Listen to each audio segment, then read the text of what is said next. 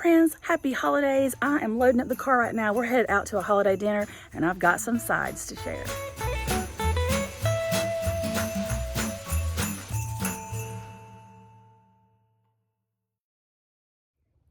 So this holiday season, I'm sure there's going to be a time when you're invited to a holiday gathering and you need to bring some sides. That's what I'm going to be sharing with you today. I have made several sides that are good for any holiday dinner and they are delicious. So never fear, here's some ideas.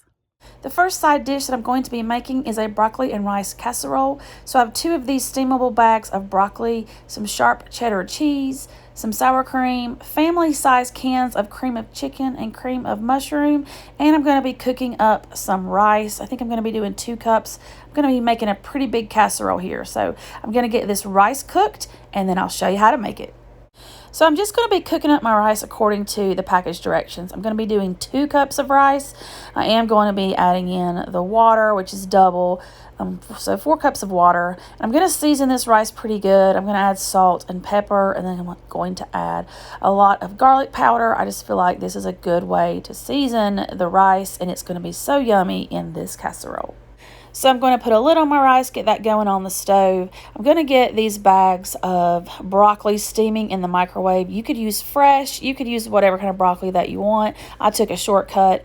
I'm going to start mixing up the sauce for this casserole. In one of my mixing bowls, I'm going to add this family-size can of cream of mushroom. I'm going to add another family-size can of cream of chicken.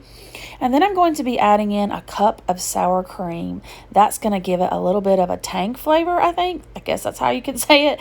But it just adds a little something to this sauce. So I'm going to give that a mix in this bowl. I'm going to have to use 2 separate bowls because I don't have a bowl big enough for the amount of casserole that I'm trying to make here. So I've got my sauce mixed in one bowl. And then I'm going to take another bowl and put my 2 bags of broccoli in. And I'm going to be taking some clean kitchen shears and I'm going to be chopping those into even smaller pieces. I just like that better in this casserole. Next, I'm going to take some sharp cheddar cheese. This is a 4-cup bag. I'm going to use about half of it in this broccoli mixture here. So here are my 2 bowls. I've got the broccoli and cheese. I've got the sauce. And so now we're going to be adding in the rice. So my rice is cooked. I'm going to add that into the cheese and broccoli and just give that a stir. I'm going to be folding it very gently because I don't want to mush up the rice and make it mushy. So I'm just going to fold that in so that cheese can start to melt. I have this big aluminum pan. It's like a 10 by 13, but it's pretty deep. I'm going to give that a spray. And then I'm going to be adding in my rice and broccoli mixture. Now, if I was doing this and had a bigger bowl, I would mix the sauce in a bigger bowl with the broccoli and rice mixture. I had to do it in the pan. I didn't have a bowl big enough. So I just poured in the broccoli and cheese, poured the sauce over it, gave it a stir, and kind of folded it there in the pan. And then I'm topping with more of the sharp cheddar cheese. I'm going to be putting this in a 375-degree oven for about 45 minutes. I will say that this did bubble over and it was just a lot of casserole for this pan. If I was going to make this again and make this large of an amount, I would have done 2 separate pans, but it was delicious. So this is what it looked like coming out of the oven. You can see where it bubbled over a little. This is a lot of casserole. So this would serve a good 10 to 15 people. This was delicious though. You should give it a try. The next recipe that I'm going to be making is some homemade cranberry sauce. I saw this on Moss Family TV. I'm sure that you have seen that channel. I believe it linked below. I am going to actually have to change up one part, but here's what I'm doing. I'm adding in a cup of sugar into this saucepan, and then I'm going to be adding in some brown sugar. I'm going to be taking in 2 tablespoons of brown sugar. And I'm going to be adding that into the pan. And then we're going to be adding in a teaspoon of salt.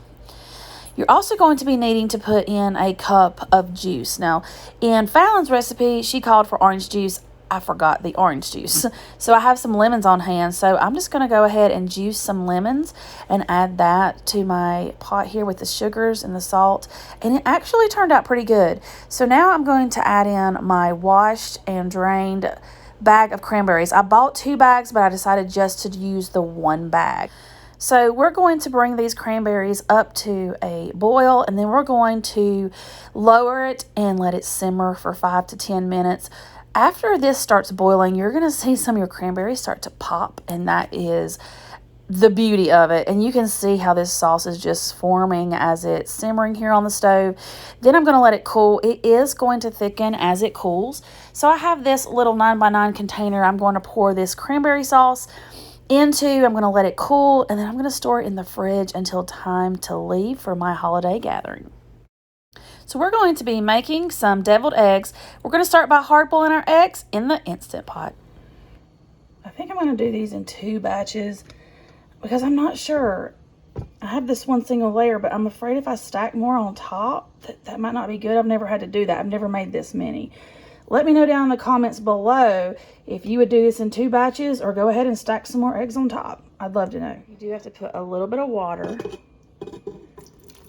in the bottom so it will come up to pressure. So I'm going to pour about a cup of water into the bottom. We're going to be using the 555. So let's get the lid on this. The lid on, sealed. So let's go pressure. We're going to bring this down to 5 minutes.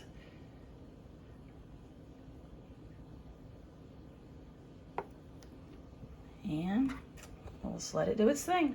Okay, the 5 minutes is up. Now I'm going to let it natural release for 5 more minutes. Okay, natural release for 5 minutes. Gonna turn the vent. And I'm going to get these eggs into an ice bath for 5 minutes. These have been in the ice bath for 5 minutes. I'm going to start cracking and peeling the eggs, and I'll show you how I make the filling when I'm finished. Okay, I've got my yolks out. Here are some of the egg whites. I have another pan over there. Instant Pot is the best way to do deviled eggs. All my eggs peeled wonderfully. So I'm keeping mine really simple. I'm just going to be using some mayonnaise, mustard, sweet relish, or you can use dill relish, and then I'm going to use salt and pepper. I'm going to start by adding some of the relish.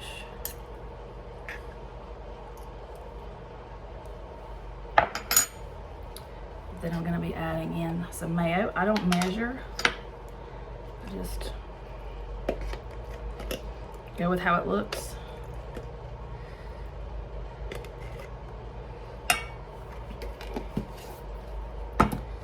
And then some mustard. I'm going to give that a stir. Let's see what I think. I'm going to put the filling into the eggshells.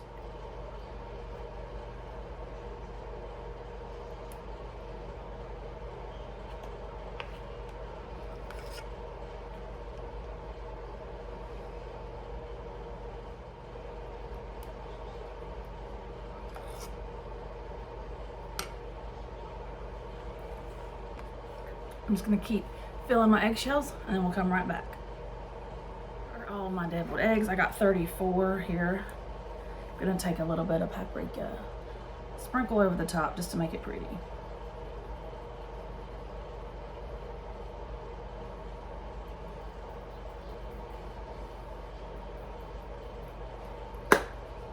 And there we go. Another holiday side. The last side that I'm going to share with you today is my homemade cornbread dressing. So I have about 4 stalks of celery here that I have washed and trimmed, and I am going to dice these up in my handy vegetable dicer here.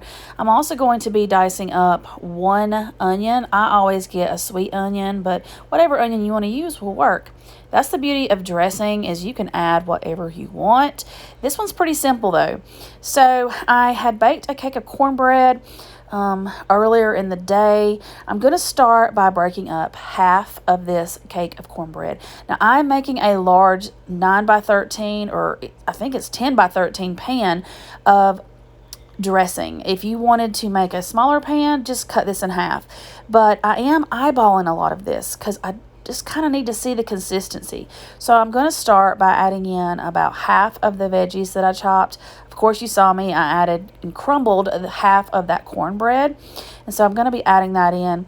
And then I'm going to be adding in 2 boxes of this stovetop savory herb stuffing mix. You can add whichever kind that you like, but I'm going to be adding in 2 of these.